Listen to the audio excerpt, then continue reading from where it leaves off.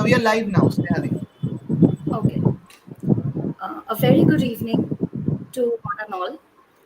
Cook Hill Memorial Girls College, Department of English, welcomes you all to a year long online lecture series, An Evening with an Expert. Today, as our speaker, we have amidst us Professor Abhijit Sen. Sir, it is an honor to have you with us, and today's topic is Rabindranath Tagore, Nation and Theatre. Before I ask sir to start speaking, giving his lecture, I would want to introduce him. It is my honor to introduce him to everyone. Professor Abhijit Sen is a former professor of English, Vishwabharati, Shantiniketan. His chief areas of interest include Renaissance studies, theatre studies, and Tagore studies. He has contributed several research papers related to his field of interest in peer reviewed journals and anthologies. He has been the guest editor of Shongit Natok, volume. Sir, I cannot understand which volume this is. Special. It's very difficult. Yes. Special issue on Rabindranath's East West Encounters, Performance and Visual Arts, and the co editor of Rabindranath Tagore and the Nation Essays in Politics, Society, and Culture. He has edited Shakespeare's Macbeth with introduction and annotations. He has also translated Rabindranath Tagore's Tashir Desh as the Kingdom of Cards in Essential Tagore, edited by Fakhrul Islam and Radha Chakraborty, which was published by Harvard University Press in 2011. His recent book, Rabindranath Tagore's Theatre from Page to Stage, has been published by Routledge UK in 2022.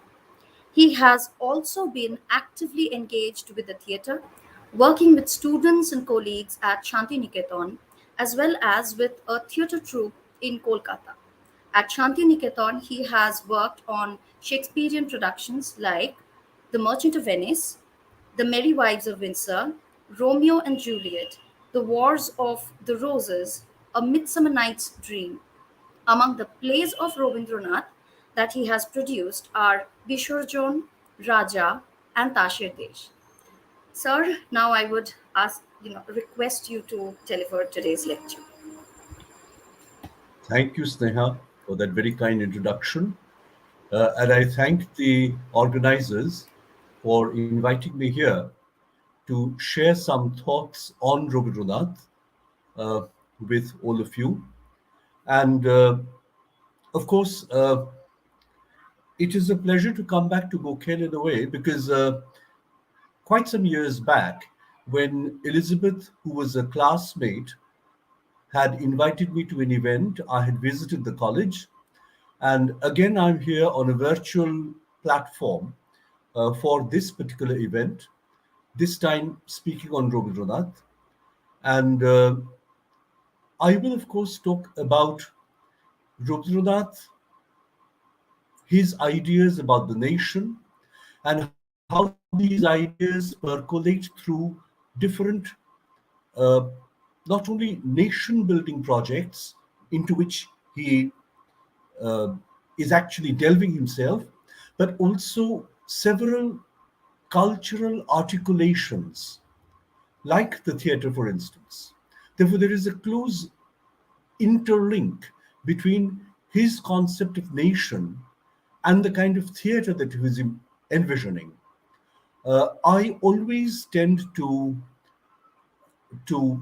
uh, propose that if he was imagining a nation, he was also imagining a cultural space for that nation in a way that other ideologues of that time, who were also thinking about nation, did not quite do in the same manner.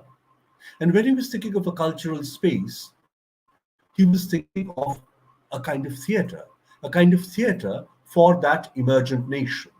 Therefore, this is going to be the main thrust of my presentation this particular evening. Now, I have a PowerPoint here, so please bear with me as I try to share the screen here.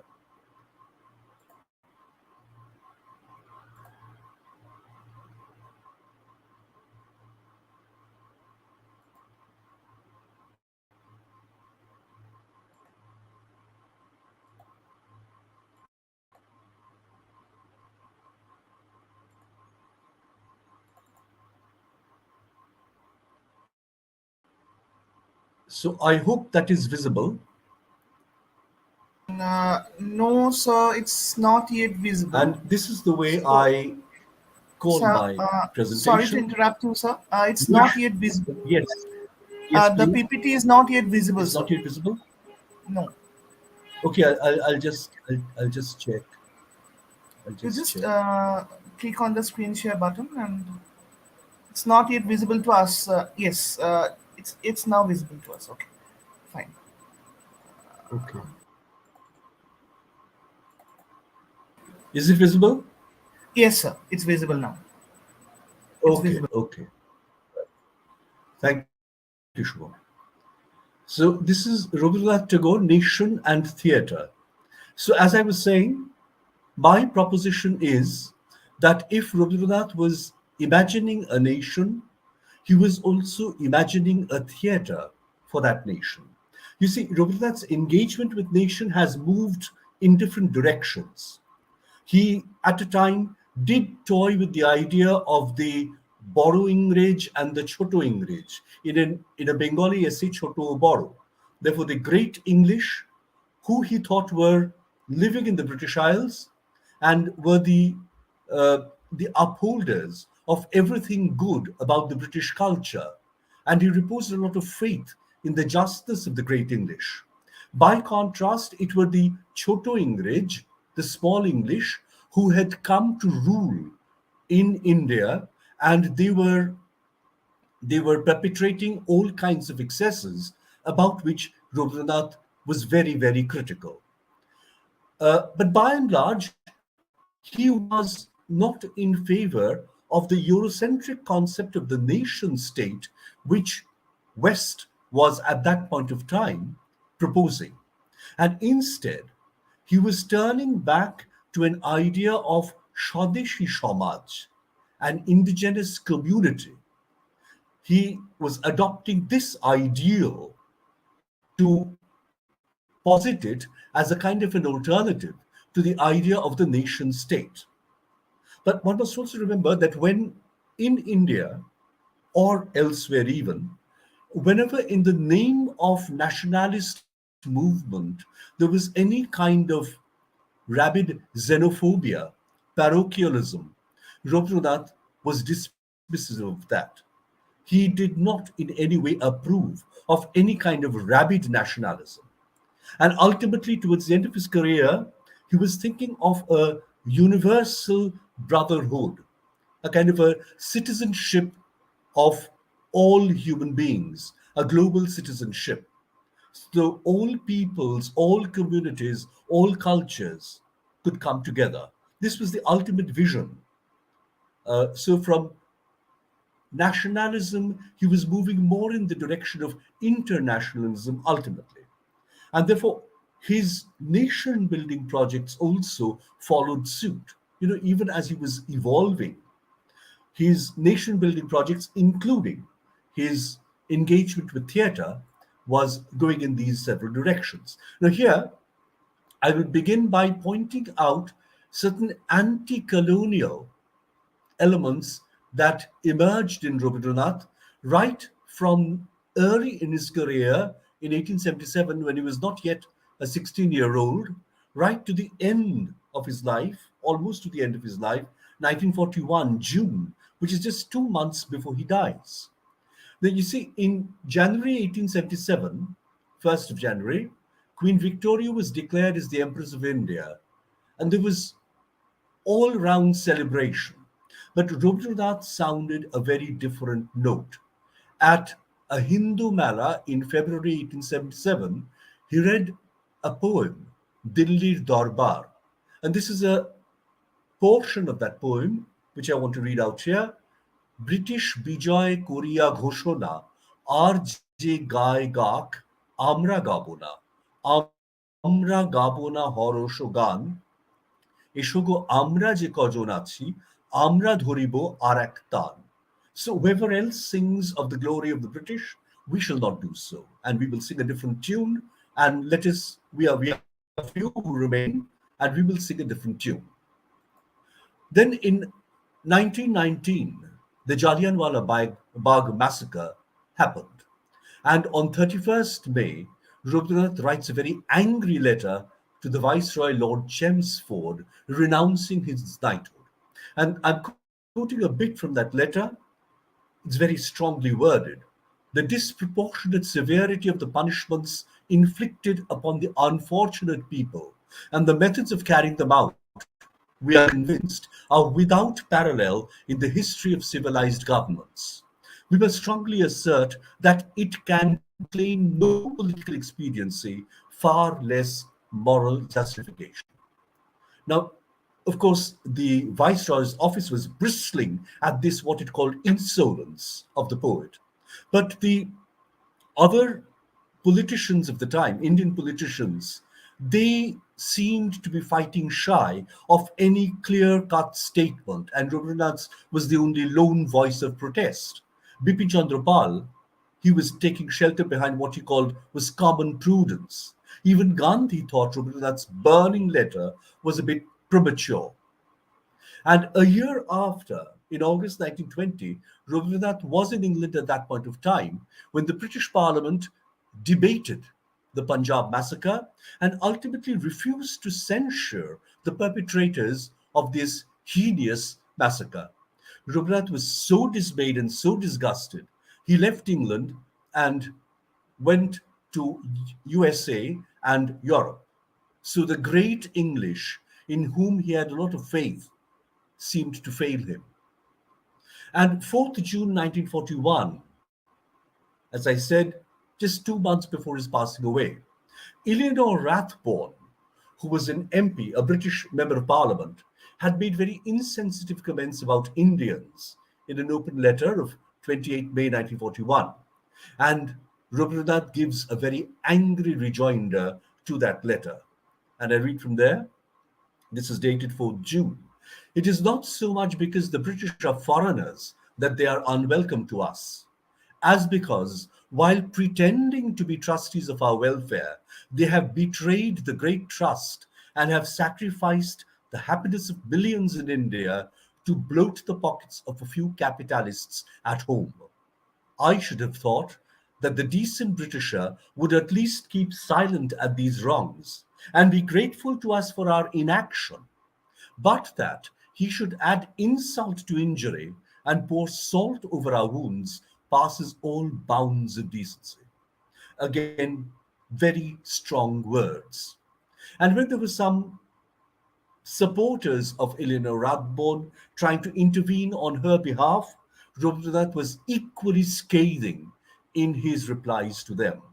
For instance, the Bishop of Calcutta, Reverend Westcott, had written to him, and here is Rabindranath replying back to the bishop, 16 June 1941.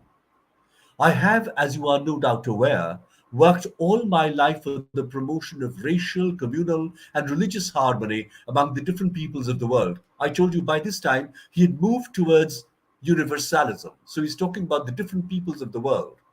I have also, at considerable personal cost and often at risk of being misunderstood by my own people, set my face against all claims of narrow and aggressive nationalism, believing in the common destiny and oneness of all mankind. Yes, he was being very much misunderstood at home. Many people thought, why was he talking about universalism when the mission was about nationalism and the liberation of India? But Rabindranath was not seeing eye to eye with the Congress leaders. And he goes on to talk about how the great English had once again failed him. But I had hoped that the leaders of the British nation, who had grown apathetic to our suffering and forgetful of their own sacred trust in India during their days of prosperity and success, would at last, in the time of their own great trial, awake to the justice and humanity of our cause. Because this is the time when Eleanor Rothborn was trying to appeal to Indians to help against the fight of fascism, but then she was making some very underhand comments where she was trying to talk about the spinelessness of the Indians. And Rabindranath was absolutely incensed by this kind of remark. And You see, this is something that also precipitated in Crisis in Civilization in 1941. Now, this was, of course, read out in Bangla on this occasion of his last birthday celebrations. He was too ill to read it himself. Kiti Mohan Sen read it, and it was immediately translated into English by uh, Hitesh Rai and Kriplani, Krishna Kriplani. And it was, in fact, printed in the Modern Review just a few months later as Crisis of Civilization. Later on, when it was published in a book form by Bishwabharati, it was again renamed Crisis in Civilization. And that is a bit of a quote from there. The demon of barbarity has given up all pretense and is emerged with unconcealed fangs, ready to tear up humanity in an orgy of devastation.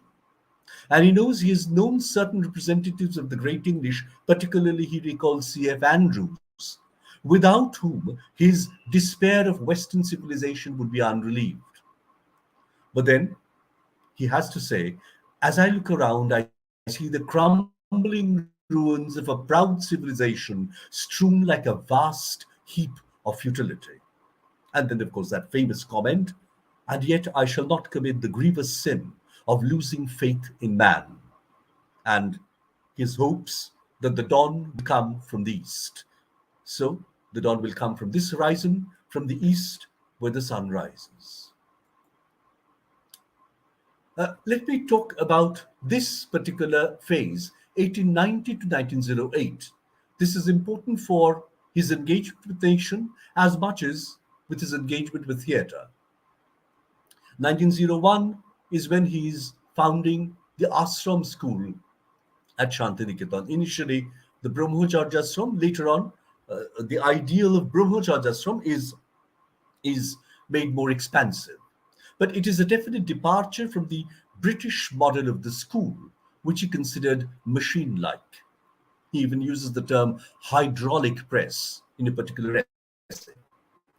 1904, he became directly involved, but briefly, with the mass movement of anti partition of Bengal, which the British were trying to do.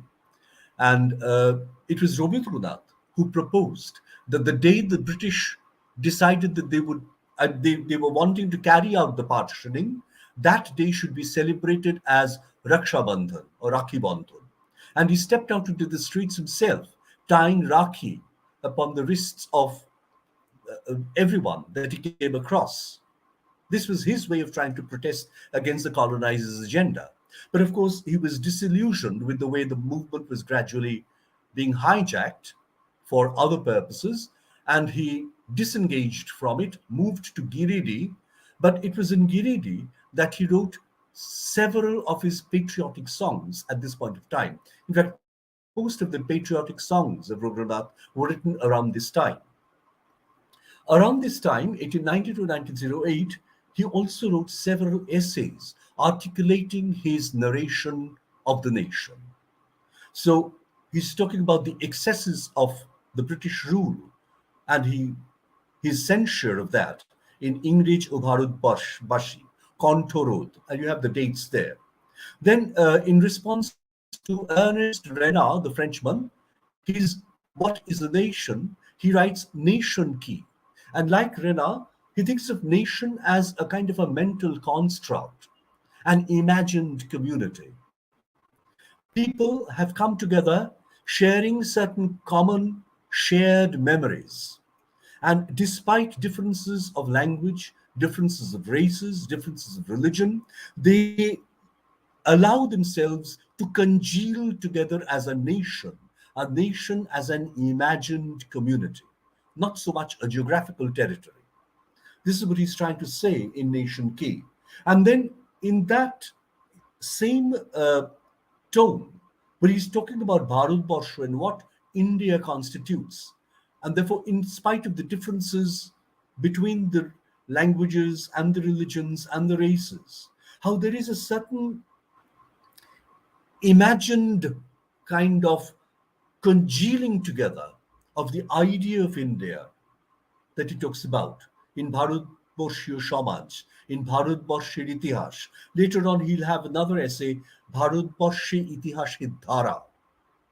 And then he brings up this constructive ideal of the Swadeshi Samaj. So, how do you solve this problem? Not the nation state, but the Swadeshi Samaj, which is a very seminal essay, and I will want to spend some little time on this.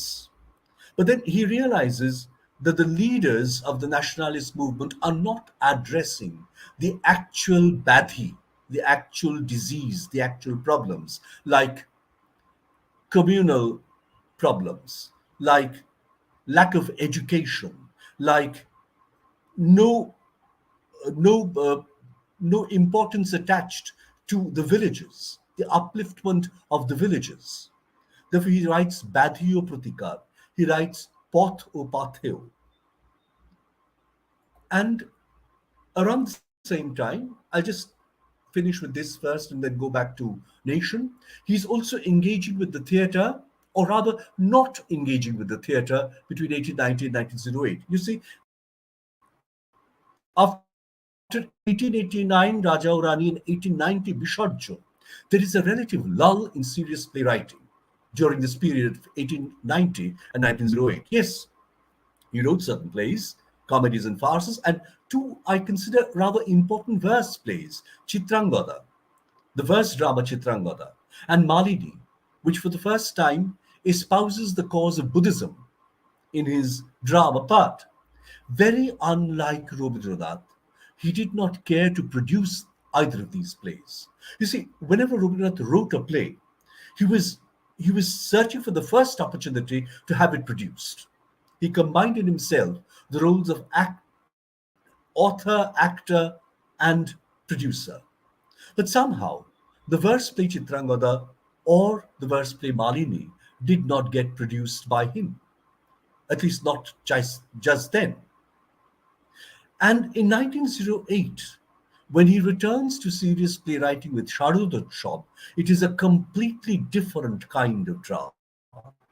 By this time, he is relocated to Shantiniketan, and the open air ambience of Shantiniketan affords him new opportunities for experiments, which we'll talk about. But I go back to Swadeshi Samaj of 1904, where I said he rejected that Eurocentric concept of nation state, and he prioritizes the indigenous society, the Swadeshi Samaj, as the model for India. This is a more cohesive, more collaborative ideal, which is less dependent on the centralized political power system. See, the occasion for the Swadeshi Samaj address, it was originally given as a speech, was because of a drought, and it was decided that people should gather together and petition the government to help them during this situation of drought. And Rabindranath is trying to say, why should we run to the government all the time? Why don't we do things from our own need? We need our Atma-shakti, our self-reliance.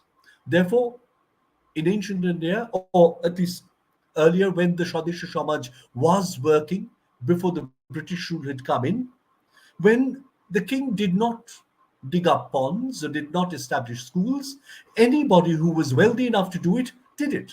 Therefore, any member of the society had a role to play in society. This is what he's saying in Swadeshi Samaj, this constructive role for every member of society. And he says, what is power for Europe is not power for us. The powerhouse of Europe is the state. The well being of our country lies in its community, Samaj. Therefore, this organic community, with its very syncretic character, is what is necessary. And he's saying, in our country, Sarkar Bahadur, the government, is not part of the society. It remains outside the society. We are continuously trying to become dependent on the Sarkar Bahadur. And therefore, we are losing our Atma-shakti. This is what he laments. In a later essay, 1929, Rabindranath's Rashtronoitik Matamot, this is what he said. The country belonged to the people. Obviously, all these are my translations. The country belonged to the people, The king was only a part of it, as the crown is a part of the head. Raja শুধু ও মাথার মুকুটের মতো. That's just it. And he says again in Swadeshi Samaj, I shall never agree that there is no hope for us unless we beg on our knees. In the original, he says, Kacha golai diye bhikkhe kori. That is the way you beg for mercy. I believe in our land. আমি স্বদেশী বিশ্বাস করি, আমি আত্মশক্তিকে বরণ করি. Something like this is the original. I believe in our land, our Swadesh.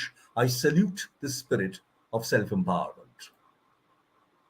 And he was later on in the Essays of Nationalism of 1917, which were again addresses when he had gone around visiting USA, Japan. He had given different speeches, all collected together in the Nationalism compilation. Once again, there he posits India as a country of no nation. You see, therefore, not the nation state.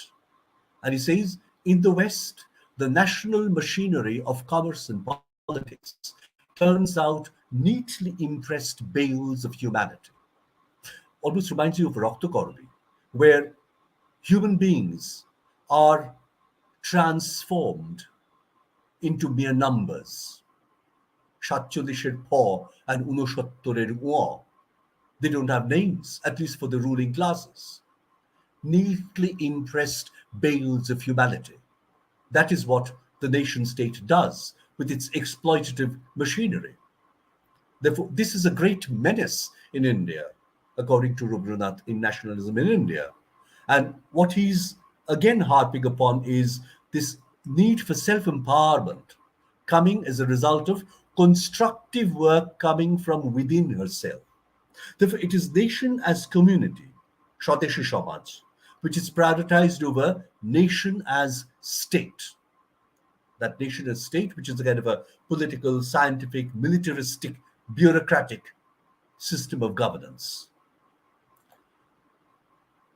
But again, if one swings to the theatre, around this time, when I said there is a lull in serious playwriting, he wrote a very important treatise of theatre, Rangomanch, in 1902, where he definitely showed his tilt towards indigenous theatre, Jatra in particular.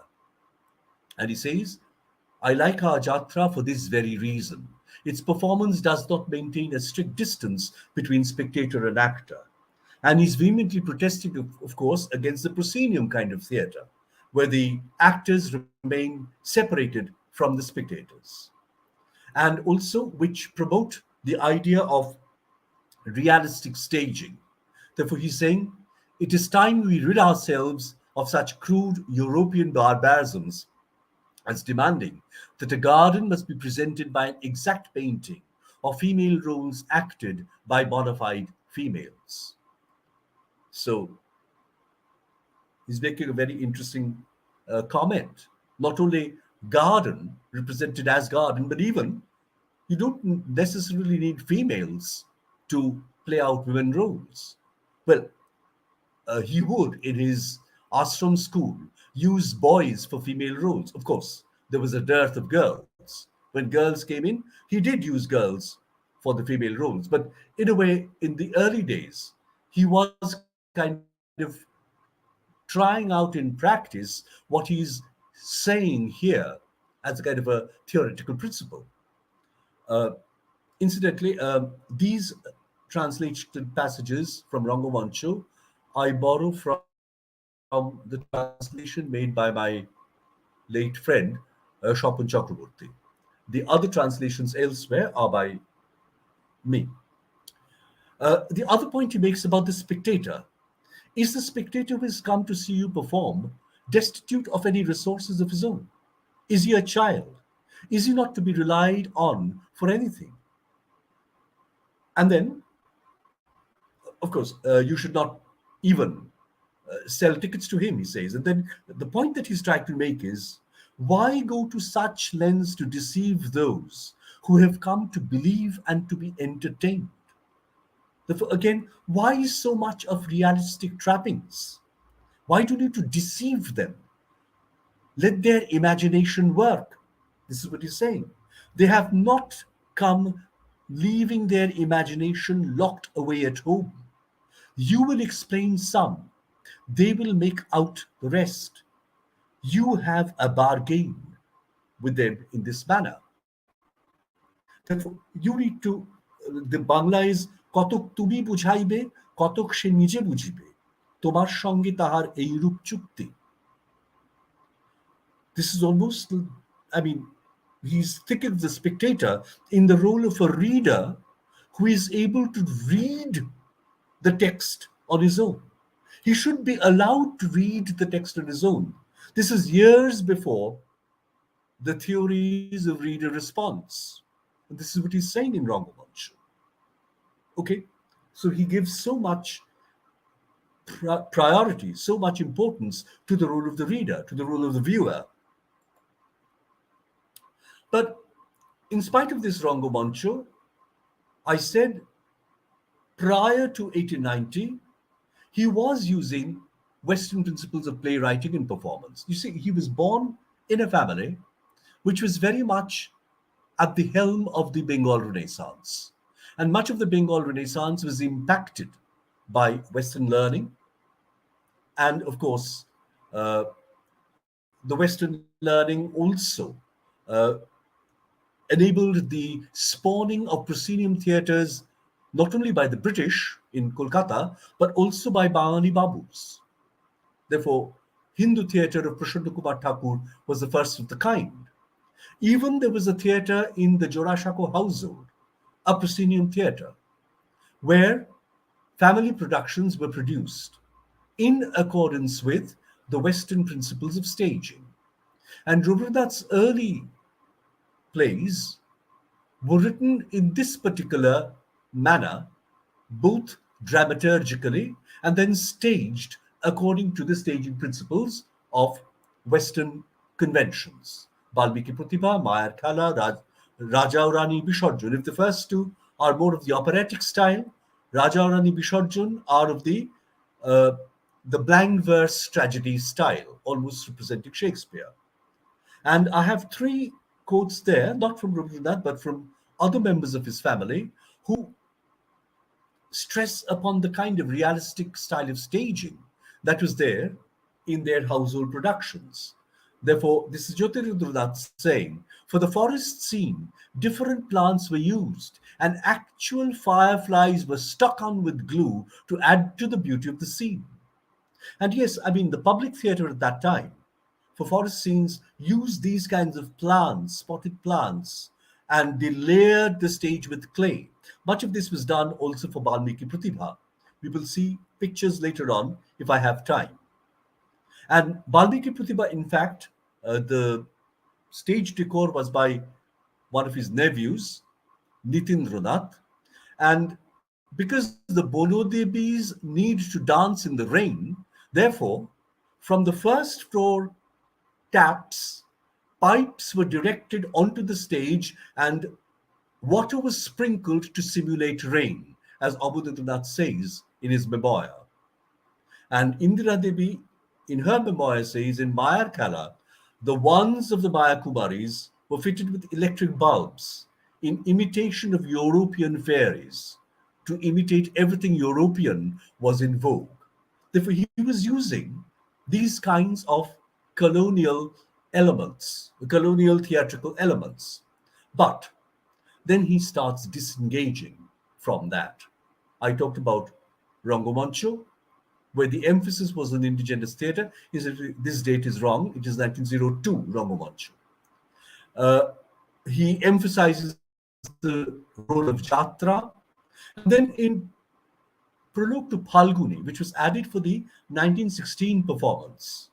Palguni was actually written in 1915, but then when it was produced in Kolkata for a charity show, he thought the play was much too short, and he added a prologue called Boiragya Sadhan. And there, the king is debating with the Kobi Shekhar about the use of Chitrapot and Chittor Chittopot, the painted scenery, Chitropot, and the scenery of the mind, Chittopot. And Kobishikar was played by Rabindranath himself on stage. And this is what Kobishikar is given to say, that our only background is the mind. On that we shall summon up a picture with a magic wand of music. So truth will look tawdry otherwise when she is overdressed. This is given in that prologue. And much later on, 1929, when he rewrites Raja Rani as Taputi, he adds a preface there. And here he not only remembers Jatra, but he also remembers the ancient Sanskritic tradition as represented, for instance, in Shakuntala. And of course, the whole idea is his tirade against painted scenery that was there in European theatre. He considers that a disturbing presence, a childish attempt to capture the eye. What is necessary, of course, is the poetry.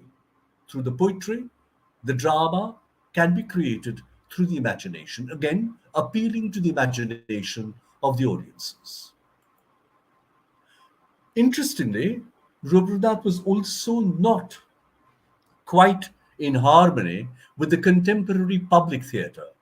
You see, it was an urban kind of theatre, the proscenium theatres of the likes of Girish Ghosh and Ardindu Shukhar Mustafi or Amarendra Dotto or even Shishir Bhaduri, Ohindra Chaudhuri. And this is something that he expressed in in a journal, Nach Ghor, which was edited by Hemin Rai. And I have this translated for you here. The alternative theatre, he's thinking of an alternative theatre. This need not be too large in size because its patrons would be a select few. The arrangement for seating would be first grade. This would follow the model of the little theatre now operating in the West. You see how aware he is of things happening in the West. The little theatre movement had started in the West. Therefore, the plays selected would be of a superior quality, discarded as unfit for the common people in the public theatre. But obviously, he's thinking of a more niche audience. And later on, in an interview to Muni Bagchi, uh, this is what he said, why he had refused to perform with Shishir Kumar Bhaduri. Shishir Kumar had wanted to perform with him, but Rabindranath uh, fought shy of that. And he's saying here, the ambience in which I was nurtured, that is his own um, home atmosphere, that had a distinct difference from that of a professional theatre. Shishir Kumar had wanted to perform with me on the public stage. I could not agree precisely because of this. So he had fought shy of the public theatre. He did not want that. And as I said, when he came back in 1908 with Sharadotsav, it was an entirely new crop of theatre. And this is from the 1911 staging that happened in Shantiniketan, where there was only a blue back cloth used to represent the sky. And the students are known to have decorated the stage with lotus flowers, kash phool, leaves, foliage, etc. Abhindranath wanted to use a Raj Chhatro, a royal umbrella, which was strewn with obro or mica, so it would be shining. But Rabindranath did not like it and he had it removed. You see, Abhindranath quoting Rabindranath there, why the royal umbrella? The stage should remain clear and fresh. And so saying, he had the umbrella removed. In Sharadotsav, there are only two scenes. The first on the road, the second on the banks of the river Betushini. Therefore, there was the open air ambience, the bare stage, which was the appropriate setting for Sharadotsav. Particularly, the seasonal plays thrived in the open air ambience of Sharadotsav. The other important seasonal play is, of course, Palguni. Again, composed 1915, later on, as I said, taken over for a charity show in Kolkata in 1916. Now, for the 1915 staging, Shita Devi recounts the stage was strewn with leaves and flowers. On the two sides were two swings on which two small boys swung gleefully to the accompaniment of the song. You see, therefore, imagine the kind of atmosphere. Just two swings with two boys singing and swinging on those swings. In the 1916 charity show, again a blue backdrop was used, as Indira Devi points out. Against it, a single branch of a tree with a single red flower at its tip under a pale ray of the moonshine. Think of the suggestiveness that is being incorporated instead of heavy realism. And Shrutendranath Datta, who had gone to review this production, wrote, "A tinge of green on the blue backdrop, as the sky and the forest had fused together into a oneness. This is stage setting as it should be." Yes, Shrutendranath Datta, being a poet himself, was able to appreciate this suggestiveness. And Edward Thompson said the songs were of ravishing beauty, and the almost babies, the boys and almost babies, they were rocking in leafy swings under shining branches. Of course, there were the other major plays. You have a list of that there, ranging from Raja in 1910, Dagon 1911, right up to Taputi 1929, which I said is a reworking of Raja Urani. Of course, there was Raktakorbi and Muktadhara 1922, Muktadhara, Raktakorbi 1924. He is rewriting plays. Raja rewritten is Ranuprato 1920. Sharadutsav rewritten is Ringshod 1921. Therefore, Raja Urani rewritten is Taputi 1929. For that matter, Gorai Golud, the early farce, rewritten as Sheshrakha 1928. Khaled Jatra 1932, Tashed Desh, which I consider more as a prose play than Idan's drama. It was first written in 1933, and then it was revised heavily, and the final form was in 1939. In all these symbolic plays, Raja, Daggor, Achalayaton, Raktakorbi, Muktadhara, you have a motive or several motives of journey, quest, a movement from darkness or ignorance to light or enlightenment. The Upanando, Panchok, Shudarshana, Amol, all of them are moving from these enclosed spaces to which symbolize darkness, ignorance, to a wider expanse, which is light, which is enlightenment. Think of Shudarshana in the dark chamber. Think of Amol and the quarantined room in which the sick Amol is. Think of Raja of Jokkapuri. He tears apart the net at the end of the play to come out. Think of the Nabujo Vaded Dol in Palguni, who move in the quest of the Budo, and the Budo comes out. That Budo, the old, rather scary character, comes out of a cave and shows himself to be a young man. Think of Srimati, from the darkness or the ignorance of Ajatshatru's oppressiveness to her self-sacrifice to Buddha. Think of the card people in Tashed Desh breaking their bonds with the help of Rajputro, with the help of the prince, and then stepping out. Baad Bhige Dao is the last song. There were many seasonal musicals also, like Bashanto, Sundar, Bashamangol, etc. Therefore, the seasons were being celebrated through these medley of dances and songs together. Okay? But I said that towards the end of his career, he was moving towards internationalism. By 1921, when Vishwabharati had been also established, he has definitely shown inclinations towards internationalism. And he had signed that declaration of the independence of the spirit, which had been formulated by Romarola. Well, Rabindranath was not the only one. Along with Romarola and Rabindranath, there was Bertrand Russell, there was Albert Einstein, and several others, but not very many, obviously, who had signed this declaration, and they were thinking in terms of a world citizenship.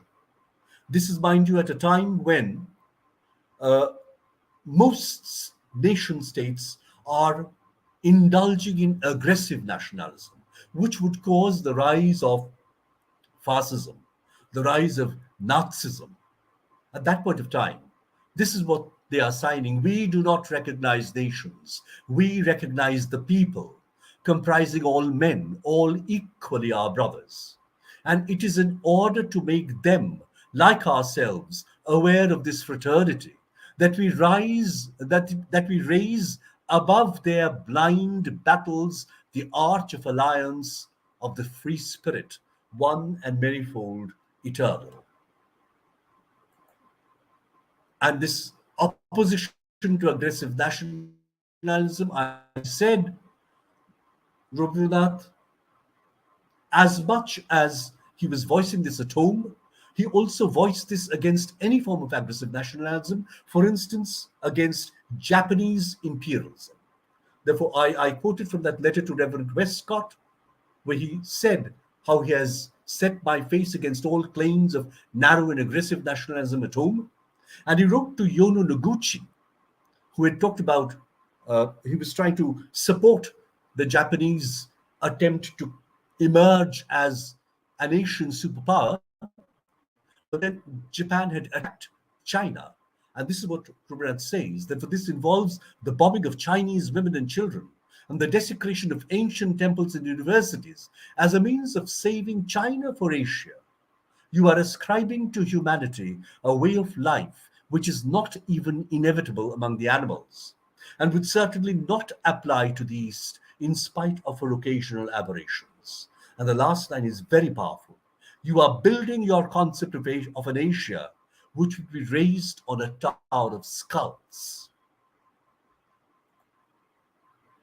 By this time, he had come to believe that there was no East West divide in knowledge. Therefore, in reaction to Gandhi's views, he writes that in the Modern Review. It hurts me deeply when the cry of rejection rings loud against the West in my country, with the clamor that the Western education can only injure us. It cannot be true. And in a Bangla essay, Polyprakriti, included now in that volume, Polyprakriti, he says much the same thing. There can be no separate classes for knowledge. Biddhar kono jat nei. Nowadays, we get to hear in our country that there is evil in the knowledge of the West, so we have no need of it. We do not say so. Amra se kotha boli na. This is what he's saying. We do not hold that because power is destructive, powerlessness should be our goal. অশক্তি আমাদের কাম্য, এ কথা আমরা বলি না. To withstand the destruction of power, one needs to know that power. To ignore it is to invite more havoc. And it is at this point of time when he is established Vishwabharati, and he makes that Veda mantra, the motto of Vishwabharati. Yatra Vishwam Bhavatyakanidam. Therefore, where the whole world makes its home in a single nest. So, in Sriniketan Shantiniketan, he was trying to build up the community there as a kind of an embryo of his vision for that nation, particularly the rural reconstruction that was emphasized in his educational program. And he says much later, I alone cannot bear the responsibility of all of India. If I can liberate even 2 or 3 villages from the bondage of ignorance and debility, the original Bangla says, Oggota and Okkamata. So if I can liberate that, there would emerge a micro model of the whole of India. Therefore, in Shantiniketan, Sriniketan, through the way he was trying to mold the community, he was trying to concretize the model of the Swadeshi Samaj of his dreams. And this was percolating into the theatre also. the theatrical practices. You see, he was trying to engage the whole community here as much as possible in different spheres of activities, including in theatrical productions. Therefore, when the father Nandulal Bosch was doing the stage decor and the costume designs, the daughters Gauri Bosch and Joguna Bosch were performing on stage in different roles. Teachers were collaborating with students. There was Jagodananda Rai, who was a very strict mathematics teacher, was playing several comical roles.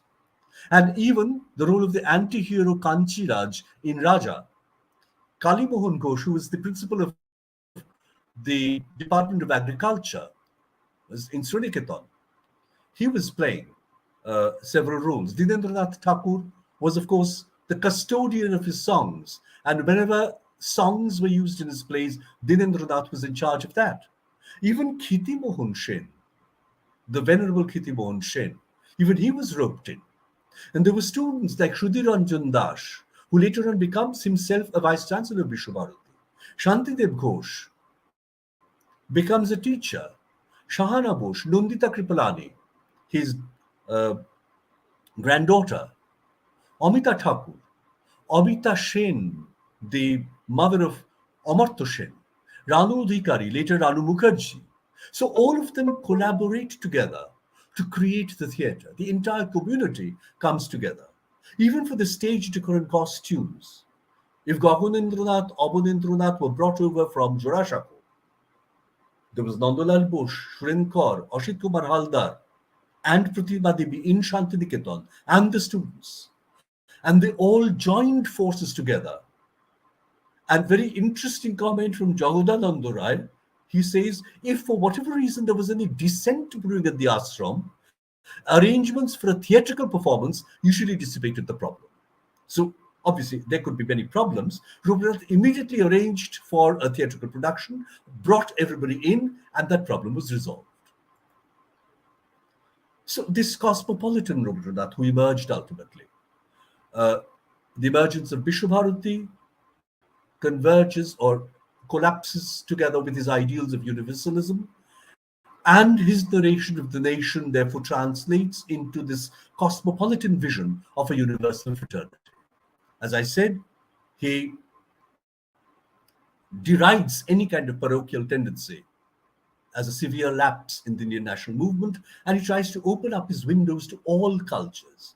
He's trying to bring in all cultures, elements from different cultures to enrich the Indian ethos. Let me clearly say that I have no distrust of any culture because of its foreign character. This is creative unity that he's talking about. And if he's dreaming of this new theatre, which is infused with the spirit of eclecticism. And particularly, this is available when he's borrowing dance idioms late in his career. He borrows from Japan. You see, he's saying how the Japanese dance is so melodious, very different from the European dance, which he considers half acrobatics. He goes to Java and he says in their dramatic performances, he uses the term jatra there, there is dance from the beginning to the end. In their movements, their combats, their amorous dalliances, even their clowning, everything is dance. And Pratima Devi, this is from her memoir, she says, he brought with him pictures and descriptions of different Javanese dances, along with an urge to use their artistic expertise. The Javanese influence was perceptible in the performance and costuming of Riturang and later on of other productions. Incidentally, not only from outside, even from within India, he was extremely impressed by Manipuri dance, which he saw in Sylhet. And he wanted to introduce this dance form in Shantiniketan. In fact, it became the staple dance form in Shantiniketan when Buddhimanta Singh came to Shantiniketan, sent by the king of Tripura at the request of Rabindranath. Buddhimanta Singh and some other experts of Manipuri dance. But of course, not only Manipuri dance, later on from South India, Kathakali and Bharatanatyam, folk dances, several dances gel together. And he's gradually moving towards theatre as dance. You see, He had expressed this view to Romarola. Romarola noted this down in his diary on 3rd July 1926. And Rabindranath had told Romarola, theatre has to be a kind of dance, the rhythm of which will go hand in hand with the rhythm of the poetic text. There is nothing more ridiculous than the Western style of reciting poetry along with gross, realistic imitation of everyday gestures and postures. Therefore, not everyday gestures and postures, more stylized. Think of the mudras that Bharatanatyam uses or Manipuri uses. Rabindranath is thinking of that, how that can be brought in. And this, of course, precipitates in the crop of the dance dramas. Shapochun is the beginning, and then, of course, come the major three, Chitrangada, Chandalika, and Shama. So when these were performed, look at the way the reviews came. This is Shapochun. The play Shapochun from its first word to its very last is set upon an unceasing dance pattern. That is why the poet chooses to call it dance enactment. In the Bangla, the word used was nrittabhinoy, dance enactment. In Chitrangada, the statesman wrote, it is a ballet, yet rebelling against its accepted conventions. It is a pageant of dances, yet its theme, dramatic elements, and continuous story carry it on a plane higher than recitals of thematic dances, not separate dances. They are strung together to create a narrative. And in Chandalika, the reviewer thought there was a combination of ballet and opera. This we might not entirely agree, but the reviewer thought that this was equivalent to the fusion of Roop and Rosh, form and emotion, according to the Indian aesthetics. This is about Shapochun, 1933. Particularly, Shapochun was taken over to Sri Lanka, Ceylon, in 1934, and these are reviews from there. So, how the dancers transformed the simple, rustic Rash Leela dance of Manipur into a delightful dream of rhythmic perfection. Or again, the gestures with the hands excelled those of the dances in Bali, Nepal, and Travancore. Therefore, not merely Manipur, other dances from Bali, Nepal, and Travancore. Again, the eclecticism. And again, the whole setting was a lavish simplicity, Greek in design, Javanese in execution. Therefore, cultural elements from Greek design or from Javanese. For Chitrangada, again, how it is eclectic, the dramatic cubism of Kathakali, gloriously wedded to the sensitive lyricism of the Manipuri, and occasionally punctuated with folk feelings, breathe an aroma of dreamland, etc., etc. Even in this costume, about the costumier, the statesman reports, he borrows ideas from the repertoires of the continental Asiatic stage, from the Javanese and Cambodian dances, from the Burmese peo, as well as the Indian Notch girl, and exploits old models with effective innovations. You see how several cultural markers gel together in this one composition. And this is something I already read from, but let me read the latter part of this last quotation. It is a drama about Chitrangada, but the dialogue is reduced to a minimum, and its monuments are expressed not through events and happenings, but through songs and dances. Chandalika, originally done in 1938. Incidentally, the prose play Chandalika was 1933, which is performed in Kothakotha style by Rabindranath himself as solo performance. Made into dance drama later on, the dance drama Chandalika, 1938, and given the final form 1939. The form we follow now is that from 1939. And therefore, because it was Kothakotha earlier on, the Statesman Review seems to remember that the technique of the dance drama in Chandalika is in many ways a revival of the ancient Indian form in which dialogue is converted into songs as background music, etc. This reminds me of a comment once made by Shambhavitra.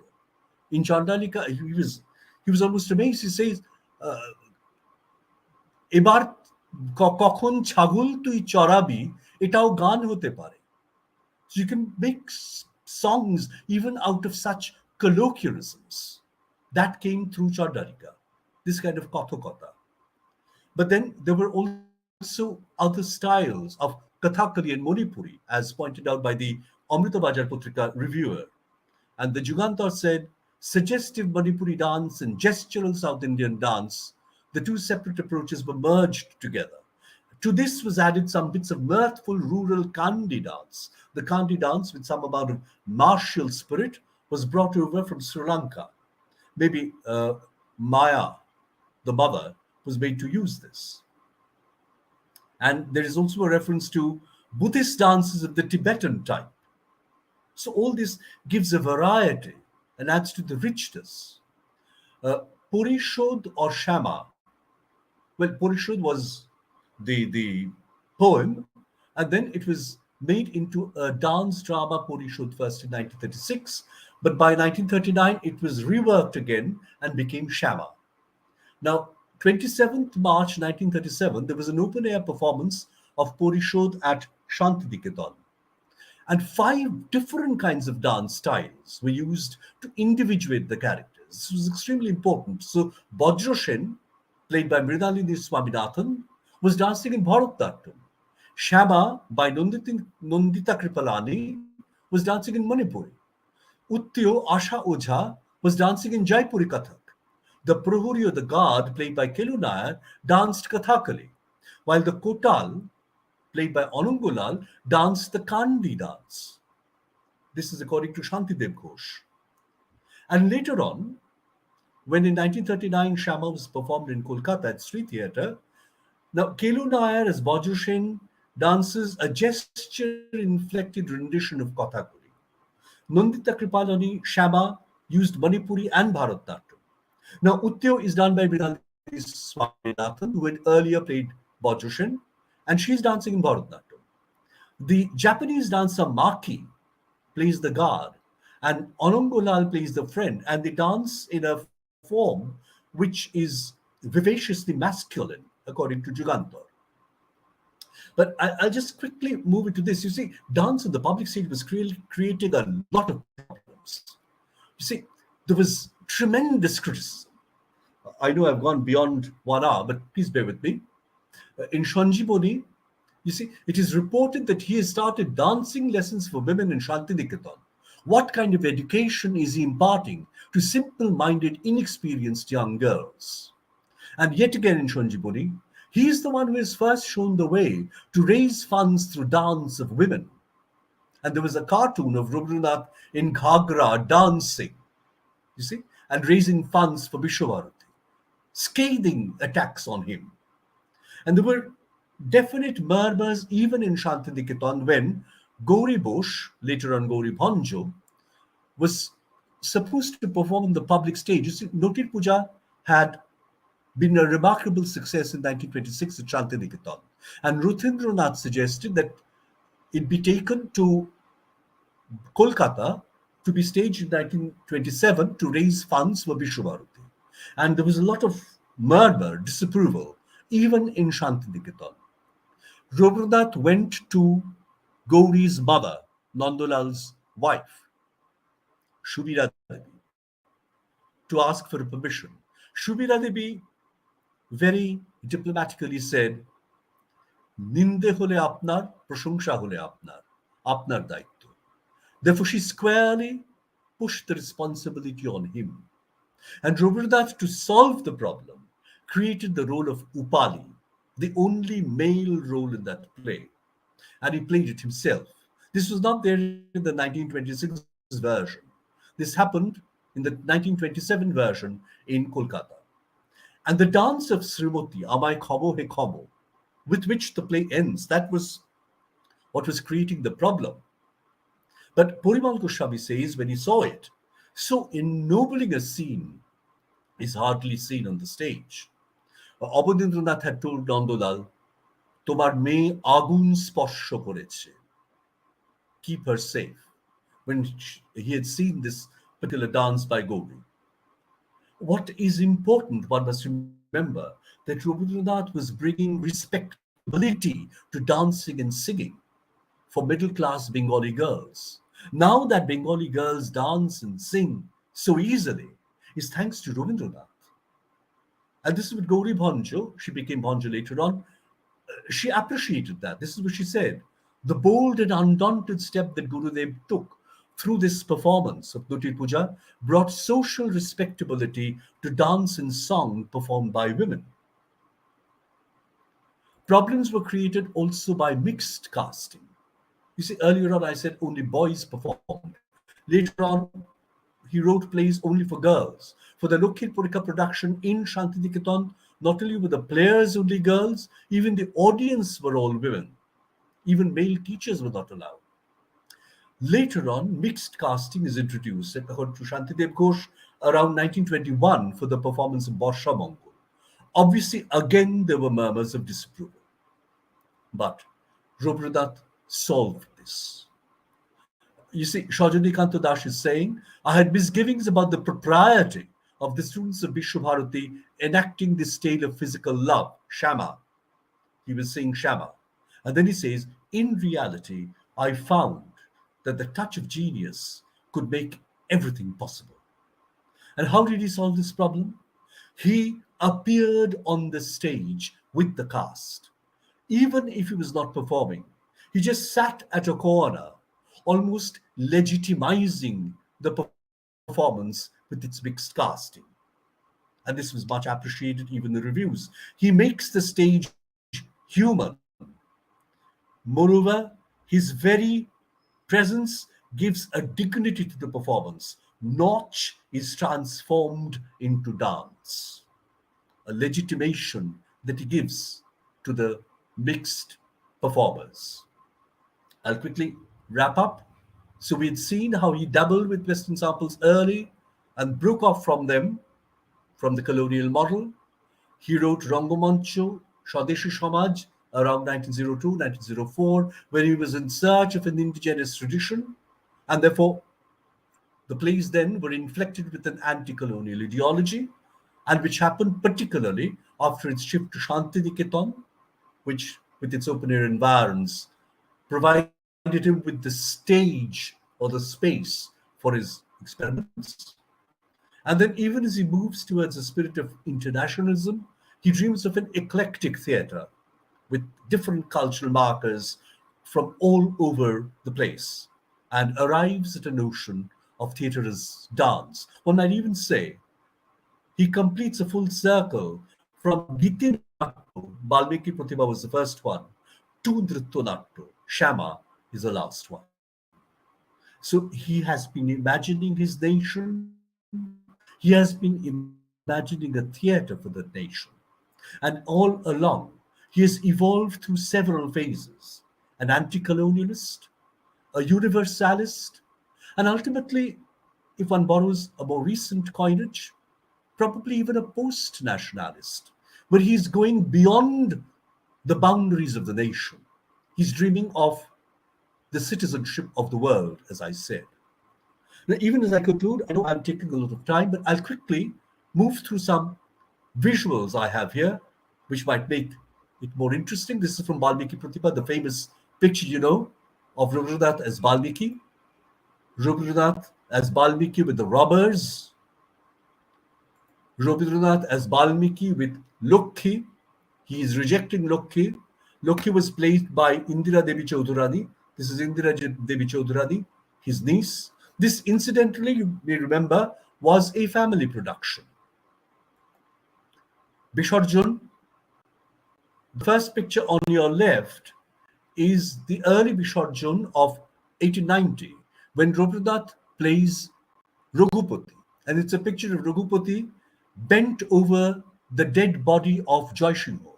And you see the details of the stage, at least some of it is still visible. There is a head of the leopard or a tiger skin head there. There was an image actually of the goddess Kali on the stage, which Raghupati Rabindranath was supposed to shove aside at the end of the scene. But he forgot in his excitement. He picked it up and spilled sprained his back. And later, of course, he somehow kept it at the near the wings, and it was uh, pulled in. I mean, the ropes were tagged on to it. The one on the right is from the 1923 production when the 70-year-old Rabindranath is playing the young Joy Singh. And look at the cubist design of the set. This was done by Gaganendranath. Very different from the early realism, more suggestive. You see?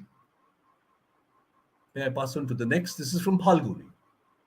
This is from the prologue of Palguni. On the left, you have a painter's impression of Rabindranath as Kobi Shekhar. And note the black beard which he uses. And this is, of course, Rabindranath. He's cast off his costume. After the production, he's with the cast of the prologue. You even have foreigners there who were in the prologue of Boirago Sadhon. And this is Palguni, again, artist's impression, both probably by Abhindranath, of Rabindranath as the Andho Baul, the old Baul. And you see, he casts off that net of black beard and appears in his own white beard and white hair as the old Baul. This is Daghar, an early scene where you have Ashamukul as Amul on the bed, Rabindranath as Phokir or Thakurda, and probably Gaganendranath playing Madhav Datta. And the details of the sets, look at the details of the sets here. Very realistic, made by Nandalal under the supervision of Abhindranath. And Abhindranath, of course, made much of this bird stand without the bird. Pakhi thakbe na, pakhi ure geche. And adding to the symbolism of the play, the bird had flown.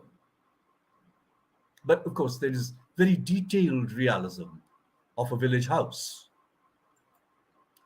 The last scene of the play, where the Raj Kobiraj has come in, Shudha is there near the head of Amul as he's on bed. Rabindranath, the Phokir, is there standing with folded arms, folded hands. And at the right, you have Abhindranath as the moral. Okay? This is artist's impression of Nutir Puja. The one on the right, this one, is by Abhindranath, a profile of Srimati. And the one on the left, the more colorful one, is by Nandalal.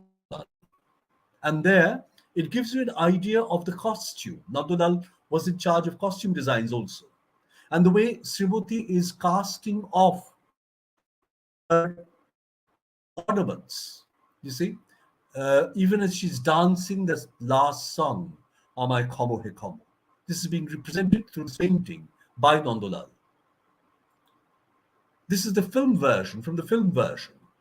Of course, Gauri Bhanjo did not play Srimati here. She had been married by that time. This is Srimati with the companion. And this is also from the film version. The film version was a kind of a filmed version of the stage presentation. The figure of Rabindranath Upali paying his homage to the dead Srimati at the end of the play. That is from Nutir Puja. These are program brochures, and you see how these program brochures were also very artistically designed. The one on the left is Nutir Puja, and then you have four more on the right. Nutir Puja, Shesh Borshon, Nobin, and Shab Pochon. This is Chitrangada. And you see right to our right, which is on the stage left really, Rabindranath is seated, watching the performance. As I said, with the mixed casting, he is present on the stage, giving legitimation to the performance. Most of you must have seen this picture. It's a very common picture. And of course, you have the singers seated at the back, providing the music for the performance. This is from Tashid Desh. On the left, a poster made by Nandalal, also giving an idea of the costume design. On the right, probably at the end of the performance, Rabindranath with the cast, again, they are wearing that kind of costume, see? of the card people. This is the last slide with the performance at Udayan. Again, you see Rabindranath seated at one corner, and the girls are dancing in the open air veranda of Udayan on his last birth celebrations. So, with that, I will end. Thank you. So, I stop sharing the screen. Thank you, sir, for such an intriguing and enriching talk. I am now moving on to the questions one by one. The first Yes, question is please. from Shampurna Chaudhuri. She's a student of our college. She's asking, respected sir, does the dichotomy between Nikhil and Shondip in the home and the world is made to strike the foundation of Swadeshi Samaj? Well, this is actually taking away from my area of discussion today. But anyway, no, the Nikhil Shandip conflict is something that is more related to Rabindranath's uh, dis- dismissal of the kind of aggressive nationalism which Shandip is trying to promote. And you remember, Nikhil is opposing the boycott. And this becomes an important point about uh, Rabindranath's opposition to Gandhi. At one point of time, when Gandhi had come over to Jorasanko and was trying to convince him, and the followers of Gandhi were out there in the courtyard burning uh, clothes that they have brought over probably from the Chitpur market. Rabindranath was so excited, he rushed out into the veranda and then he called to Gandhi and said, come and look at your followers. They are burning material which they have stolen from these ordinary traders. And do you call this non-violence? This was his question to Gandhi. So he's extremely agitated by this kind of extreme aggressive nationalism. And this is his point also about Shondip in that novel. Okay? So, Shubham has a question for you. He's asking, Yes. Sir, is there a correlation between Tagore's adoption of this alternative theatrical model, which is anti capitalist, anti war, and anti structure, and the contemporary practices of cultural revivalism? Yes, I would say so.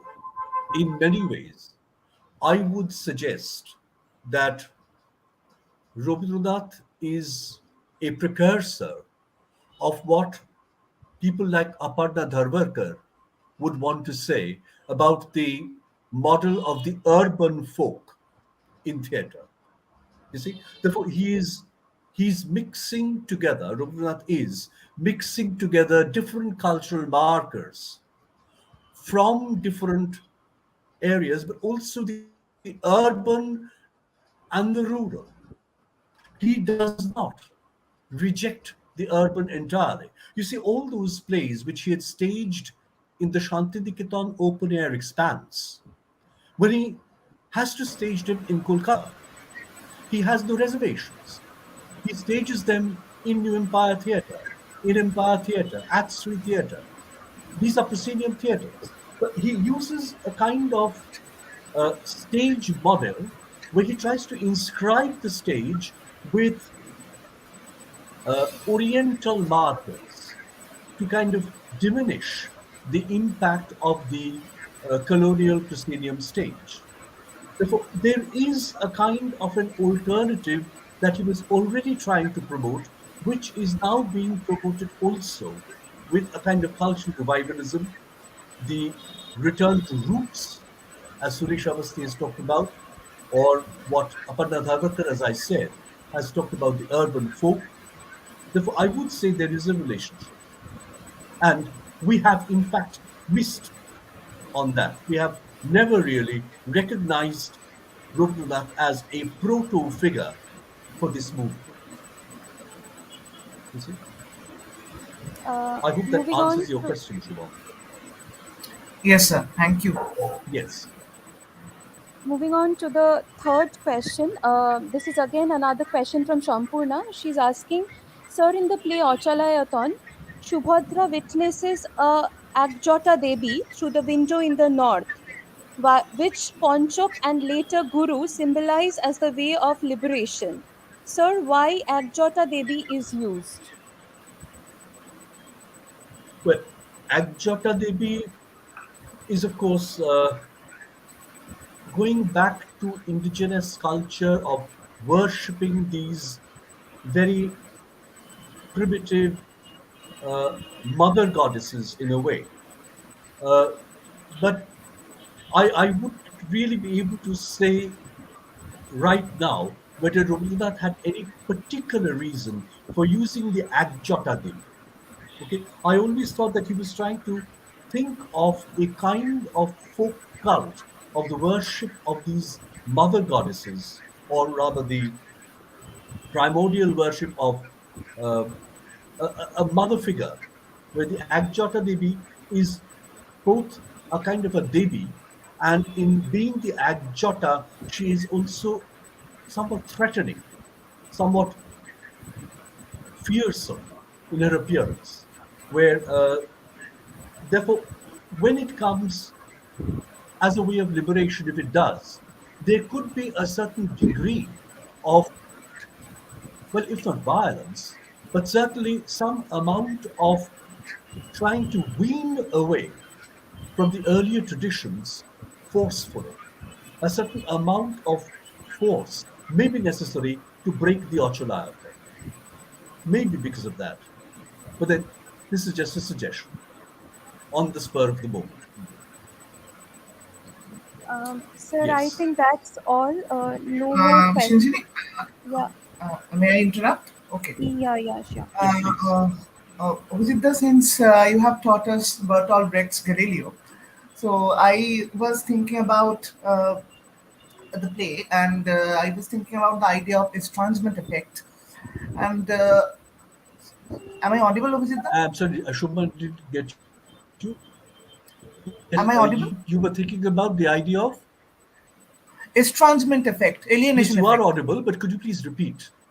alienation effect, I didn't get you fully. alienation effect, sir. Alienation. Estrangement effect, uh, alienation effect, Yes, yes, Brechtian idea of alienation yes, effect. yes, So, yes, okay. yes. So, Yeah, since so, in one of his articles, Martin Kemchen writes that Brecht was quite fond of Tagore's Ghore Baire, and Brecht wrote about Ghore Baire. It's a wonderful book. My question is rather my inquisitiveness lies in this fact that how Tagore responded to Brechtian model of theater that is also anti-war, that is also anti-capitalist, and it's a different mode of public theater. well, you see, Brecht formulates his ideas about alienation much after Tagore. Okay, Sorry. so Tagore would not be in a position to know that. I Okay. say Brecht formulates his ideas of alienation much after Tagore has dabbled into his kind of theater. Okay. But Okay. to answer your question, the fact is that Rabindranath was uh, was traversing in different directions when it came to performance. We know from different memoirs that at times when he was performing a role, he was he was so engrossed in the character that he almost seemed to be carried away.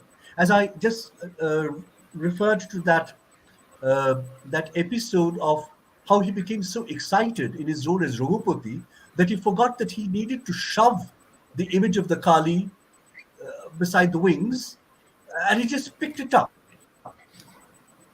Dur kori dao Devi Re, that kind of excitement that is generated, and he picks up that clay idol and sprains its back. It's so heavy, but he forgets it at that spur of the moment. He almost became engrossed with the character. That is hardly Brecht here. But there also have been areas, as for instance, when he's playing Kobi Shekhar in the prologue to Palguni, and he's talking about this debate between Chittopot and Chittopot.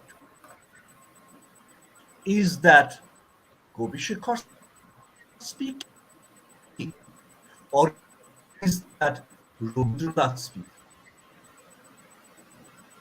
Much of what he needs to talk about the Chittopot debate is actually being put across by Kobi Shekhar, which is played by Rabindranath himself. Therefore, there is a kind of very thin border between the character and the actor. You see, the actor could very easily step out of the character at any point of time. Therefore, these, it's a whole performance ranges that Rabindranath could use and did use. Okay. Thank you. And apart from that, there Yes. are many Shubham, greetings does it as answer your well. question? I'm not Yes, sir. sure. Yes, sir. Thank you. Thank you. There are many greetings. Shampurna has greeted you. Good evening, everyone. And also Amrita has greeted you. Good evening, Abhijitda. Thank Okay, and you. A good Shreyoshi, surprise and a very pleasant surprise. Thank you, Amrit. Shreyoshi, our student. Good evening, everyone. Hello, thank you. And Good also evening. Karthik Sharma. Good evening, sir. Good evening. So all of Good them have evening. greeted you. And Shinjini, with this, we will Has go also to the vote written, of thanks. yeah, Shampun has also written, thank you so much, sir, for an engaging talk. Such a wonderful presentation and detailed Thank explanations. you for And bearing Kaustubh with me Chakraborty because has written, thank you, sir, for the wonderful talk. Also, thank you very Tasnova much Sarmi. because all of you listened so patiently. Yes. We learned a And lot, also sir. Thank you. I Thank have you so I've much. kept Kaustubh very Chakraborty. long, but Thank you, sir. thank you. Yes, Okay. so Shubham, I think we can Thank you very proceed with the much. vote of Thank you thanks. for being there. Okay. Vote of thanks, right? Yeah. So, okay.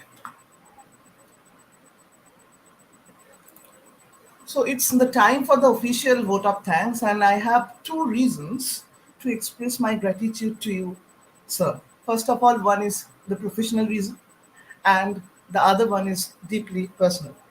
So, firstly, on behalf of the Department of English, Gokhale Memorial Girls College, we are indeed grateful to you, sir, that you responded to a request to deliver a lecture on Tagore's theatre, which very adroitly charts the historical, cultural, and political trajectories of his theatrical conceptualization and their interface with the changing contours of Tagore's nationalism, Tagore's thought. You have brilliantly pointed out how the East and the West converge seamlessly in the Tagorean form of theatre, and how this convergence lends an eclectic character to them. We wish we could we could have your physical presence in the department in a physical seminar.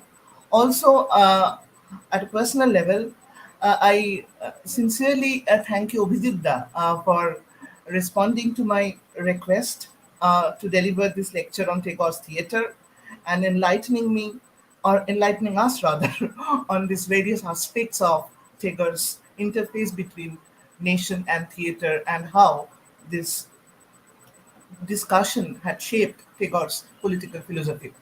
Thank you so much. We also thank our principal madam, Dr. Atoshi Karfa, for kindly giving us this permission to conduct this lecture series. And we hope this lecture series will go on with different other lectures. We also thank our students, our other faculty members, and those who have joined live over YouTube and listened to this lecture and contributed in different ways on different capacities. With this, good night, everyone. Thank you so much. We would be back again with different lectures, different discussions, and we would like to have your presence amidst us and support like this as you have always done. Thank you so much. Thank you so much, Abhijit, again for responding to our query of delivering this lecture. Thank you so much. Thank you. Thank you very much. Thank you. Thank you very much. Thank you.